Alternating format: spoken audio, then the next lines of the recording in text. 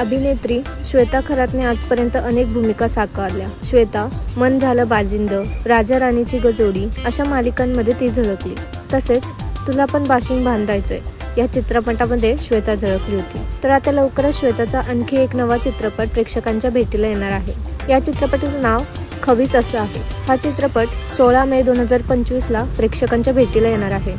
या चित्रपटामध्ये श्वेता बरोबरच अमृता धोंगडे ही अभिनेत्री देखील या चित्रपटामध्ये झळकणार आहे।